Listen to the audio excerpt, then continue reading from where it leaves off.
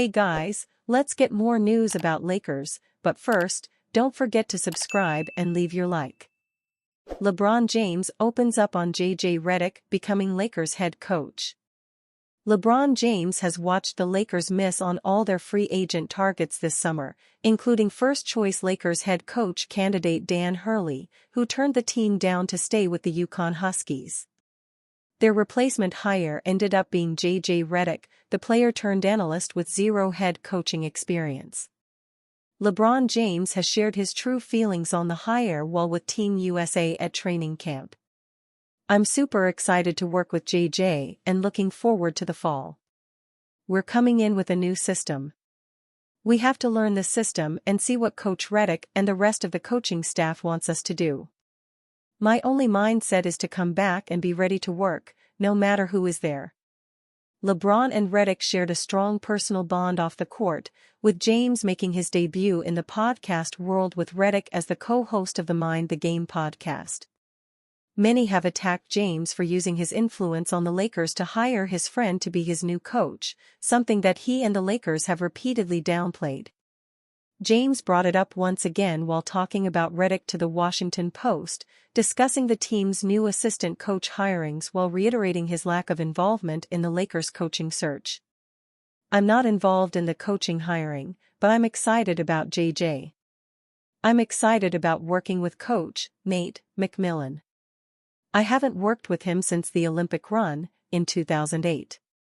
My first time working with Coach Scott Brooks, looking forward to that. So I'm excited about that." That's been the extent of it all this summer as far as the Lakers. As long as LeBron respects Redick's voice and authority as the head coach, the Lakers should be fine. While it is a questionable hire, it is not outside the norm of the NBA. It's a big bet that Redick lives up to the tactical mind we've been seeing on ESPN, with the Lakers equating him to Pat Riley or Steve Kerr. The hiring of Redick was a long saga, with the new Lakers coach rumored to be taking the position for months before he was officially appointed. With everyone believing LeBron is driving the decision to hire JJ, multiple quotes were shared explaining LeBron isn't part of the coaching search. Redick confirmed that James didn't speak to him about the Lakers until after his appointment was confirmed. He didn't provide any advice. "LeBron and I didn't talk about the Lakers job until Thursday evening, about 30 minutes after I was offered the job. That was very intentional on both our parts. The franchise itself has seemed motivated to hire Redick as a whole rather than acting at the behest of LeBron, so this could be a happy situation for James where he didn't have to meddle. LeBron wanted the Lakers to hire a coach with Anthony Davis in mind as James gets ready to take a step back. Hopefully, Redick lives up to the hype and helps both stars thrive as the Lakers re-emerge as a contender despite a pretty dull offseason so far." Bronny James, knee, sits out Lakers' second California Classic game. Bronny James was scratched from the Lakers' second California Classic game on Sunday because of a swelling in his left knee, a day after scoring 4 points in his Summer League debut. Lakers Summer League coach Dane Johnson didn't provide many details after the team's 92-68 loss to Golden State, but shared that "we're taking it day by day. Just being precautionary about it," Johnson said. "The hope is, and the plan is for him to play the next game here. But that's all the information we have so far." The son of Lakers superstar LeBron James sat in uniform at the end of the bench, with a white wrap covering his left leg. He was seen picking at it a couple of times. On Saturday afternoon in a 108-94 loss to Sacramento, James was 2 for 9 from the field, missing all 3 of his three-point attempts, and had 2 rebounds in 22 minutes. Halfway through the fourth quarter of the game against the Warriors, fans in Chase Center began clapping and shouting, "We want Bron New York! We want Bron New York!" James was drafted by the Lakers with the 55th overall selection after 1 season at USC. The elder James is in Las Vegas, preparing with Team USA for the Olympics in Paris. With an 0-2 record, the Lakers will play Miami on Wednesday at 4 p.m. ESPN2, on the last day of the California Classic. It will be the team's last opportunity for victory before participating in the league-wide Las Vegas Summer League beginning Friday. Johnson did say that James' availability for the game against the Heat would be left up to the medical professionals who keep players healthy. "Our trainers deal with all of that. They just give me updates," Johnson said.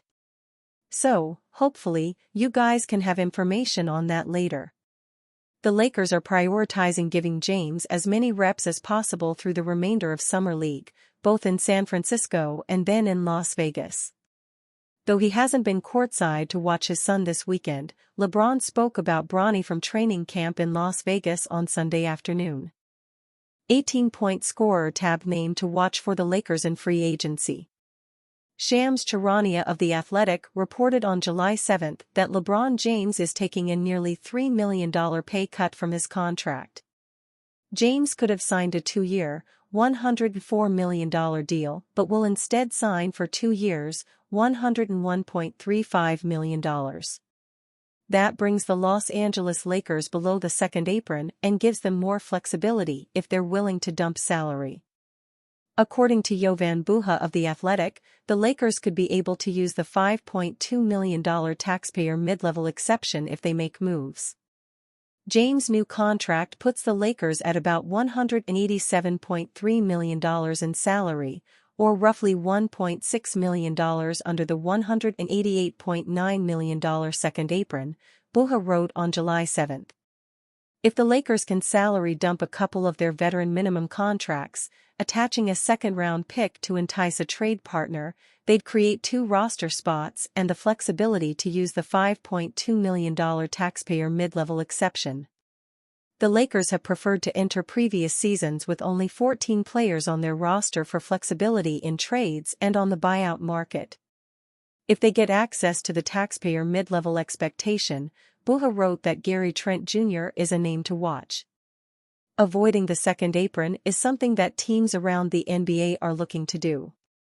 The second apron brings challenges to roster building, especially for a team like the Los Angeles Lakers. If the Lakers were to be a second apron team, they wouldn't have been able to trade first-round picks 7 years in the future, can't trade cash-in deals, and much more. Had the Lakers become a second apron team, they would have suffered several harsh restrictions regarding how they'd be able to build their roster for the rest of this offseason, Buha wrote. For example, teams above the second apron cannot trade first-round picks 7 years in the future, cannot trade cash in a deal, lose their mid-level exception, are limited to 100% salary matching in trades and cannot combine multiple players in a deal, among several other restrictions. Instead, due to James taking a slight pay cut, the Lakers only have to deal with the first apron restrictions, which are far easier to navigate. But with James accepting a slight reduction, the Lakers are only limited to first apron restrictions, which include not being able to acquire a player via sign-in trade, not being able to use more than the taxpayer mid-level exception, worth approximately $5.2 million, not being allowed to use a pre-existing trade exception or taking back additional salary in a trade, among several other restrictions, Buha wrote. And you fan? What do you think of the situation of Gary Trent Jr.? Leave your opinion in the comments.